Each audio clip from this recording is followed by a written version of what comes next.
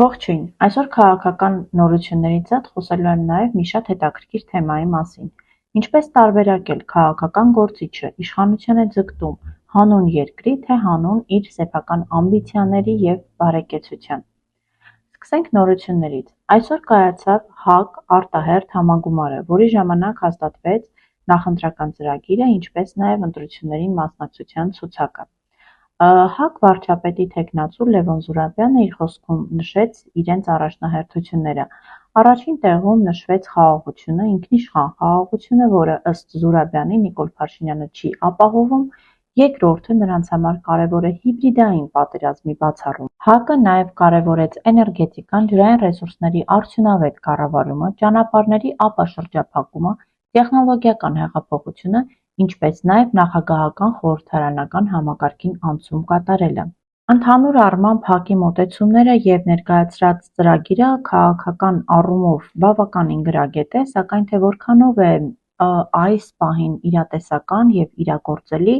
դեռ ժամանակ ունենք կվերլուծենք և կփորձենք հասկանալ։ Կառավարությունն այսօր հանրակացարանային բնակարանային ֆոնդի սեփականաշնորհման մասին որոշում կայացրեց։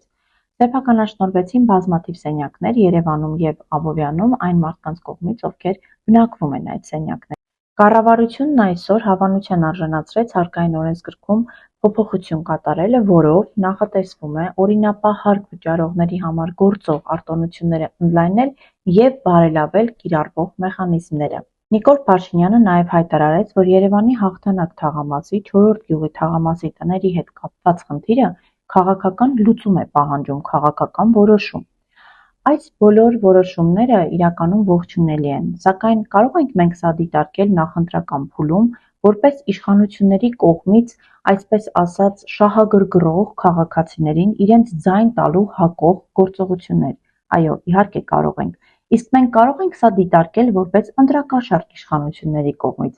Ոչ, չենք կարող։ Սա հենց այն իրավիճակն է, ինչի մասին խոսել եմ նախորդ եթերներիցս մեկի ժամանակ։ Ընդդիմությունը պետք է բացառի քաղաքացիներին շահագրգռել նյութական բարիքներով կամ հարց լուծելով։ Ինչի համար, որովհետև ի տարբերություն իշխանության, ընդդիմությունը չունի այնպիսի լծակներ, որ կարողանա քաղաքացիներին շահագրգռել և դա չհամարվի ընտրակաշառք, ինչը կարող է անել իշխանությունը։ Նիկոլ Փաշինյանն այսօր ասաց, որ Սահմանադրության տեքստի հրապարակումը կարող է մնալ ընտրություններից հետո, եթե չհասցնեն ավարտել բանավեճերը որոշ նյուանսների շուրջ։ Սա կասկածների տեղիք է տալիս, ինչու, որովհետև եթե այդ Սահմանադրության տեքստում չկան Հայաստանի և հայ ժողովրդի շահերին հակասող նյուանսներ, ապա ի՞նչն է պատճառը, որ նորից վերարտադրվել ցանկացող իշխանությունը հիմա չի հրապարակում Սահմանադրության այդ տեքստը, որը իրականում իրեն կարող էր օգնել ընտրություններում, այլ թողնում է ընտրություններից հետո։ Այսօր կայացավ Լուսավոր Հայաստան կուսակցության համագումարը, որտեղ հայտարարվեց, որ Լուսավոր Հայաստանը ուներ երկու տարբերակ՝ կամ չմասնակցել ընտրություններին, կամ եղած հնարավորությունով աշխատել։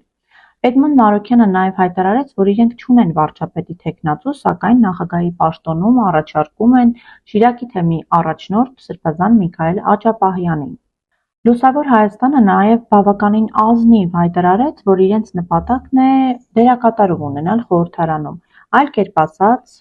հասկանալի լեզվով ասած, սա նշանակում է, որ եթե դժգոհ եք այսօր խորհրդարանում եղած ընդդիմադիր պատգամավորներից, ապա կարող եք ձեր ձայնը տալ Լուսավոր Հայաստանին և նրանք կգնան և այլ որակի ընդդիմադիր պատգամավոր կաշխատեն ազգային ժողովում։ Էդմոն Մարուքյանը նաև խոստացավ, որ բավականին այլ ձևով են քարոզարշավը կառուցելու և մնացած ընդդիմադիր ուժերի սխալների մասին նույնպես խոսեց։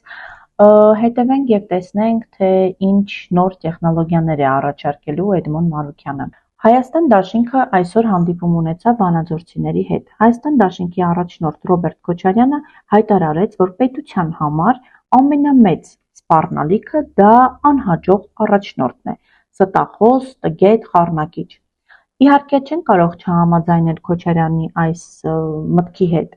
սակայն այստեղ առաջանում է հարց. արդյոք պետության համար սպառնալիք չէ անհեռատես առաջնորդը։ Օրինակ, Ռոբերտ Քոչարյանի քոչարյանամերձ շրջանակները, այսպես ասած, բավականին երկար ժամանակ տարածում են այն թեզը, որ Նիկոլ Փաշինյանին, ում Քոչարյանը համարում է սպառնալիք, իշխանության է բերել կամ իշխանություն է տվել Սերժ Սարգսյանը։ Հիմա եկեք հասկանանք, թե ով է իշխանության բերել կամ ով է օգնել, որպեսզի իշխանության գա Սերժ Սարգսյանը, Ռոբերտ Քոչարյանը։ Հետևաբար, եթե Նիկոլ Փաշինյանին համարում ենք սպառնալիք, եւ եթե Նիկոլ Փաշինյանին իշխանության է բերել Սերժ Սարգսյանը, իսկ Սերժ Սարգսյանին օգնել է կամ իշխանության է բերել Ռոբերտ Քոչարյանը, ստացվում է, որ սպառնալիք է նաև Ռոբերտ Քոչարյանը։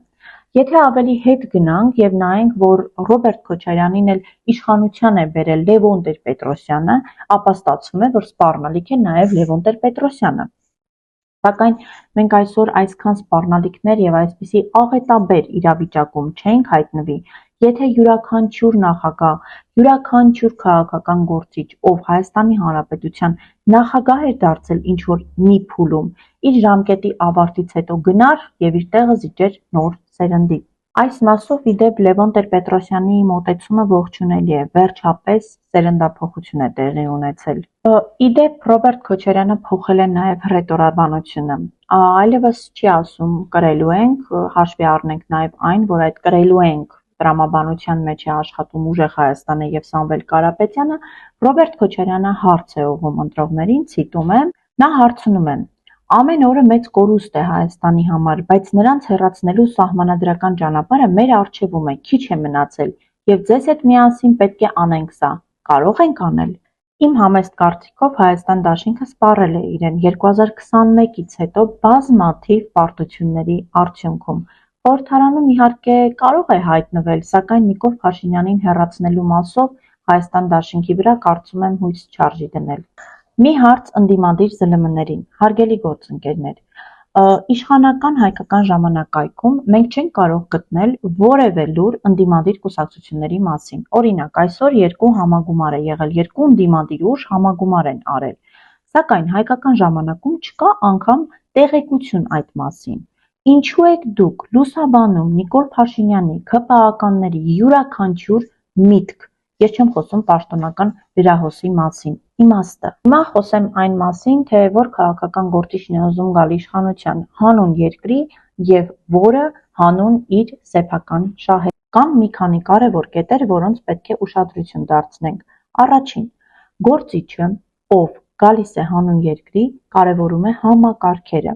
Իսկ գործիչը, ով որ ցանկանում է գալ իշխանության հանուն իր անձնական բարեկեցության, ամեն ինչ իր անձով է պայմանավորում։ Օրինակ, եթե ես չլինեմ, ապա խաղաղություն չի լինի։ Սա նշանակում է, որ ամեն ինչ կենտրոնացված է իր անձի շուրջ։ Հանուն երկրի իշխանության եկող գործիչը փորձում է բարենորոգել համակարգերը, ստեղծել համակարգեր, ներդնել համակարգեր, բարեկարգել դատարանները, այնպես է անում, որ ամեն ինչ աշխատի նույնիսկ առանց իրեն,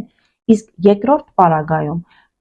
տվյալ առաջնորդը ամեն ինչ անում է, որպեսզի առանց իրեն որևէ բան չաշխատի, ամեն ինչի կենտրոնում դնում է իր անձին։ Երկրորդը, ուշադրություն դարձրեք, թե ինչպես է վերաբերվում քննադատությանը։ Հանուն երկրի իշխանության եկած գործիչը շատ նորմալ եւ ադեկվատ է վերաբերում քննադատությանը, նա հասկանում է, որ քննադատությունը պետք է զարգացման համար։ Երկրորդ պարագայում, երբ գործիչը մտածում է միայն իր բարեկեցության եւ իր իշխանության լինելու մասին, ապա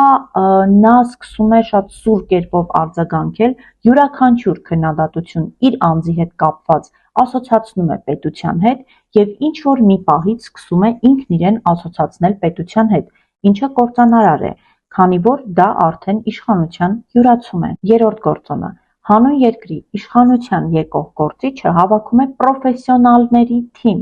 մարդկանց, ովքեր անկախ են, գուցեև անհարմար են, գուցե շատ հարցերում չեն ենթարկվում իրեն։ Երկրորդ պարագայում, երբ գործիչը գալիս է իշխանության սեփական ամբիցիաները բավարարելու համար, ապա հավաքում է իր թիմը ելնելով վստահությունից։ Նա հավաքում է, այսպես ասած, ենթակաների, աշխատողների թիմ, այլ ոչ թե պրոֆեսիոնալների, որպեսզի ավելի հարմար լինի կառավարել եւ որպեսզի ավելի հանգիստ այդ մարդիկ իրեն ծառայեն։ Եվ չորրորդը,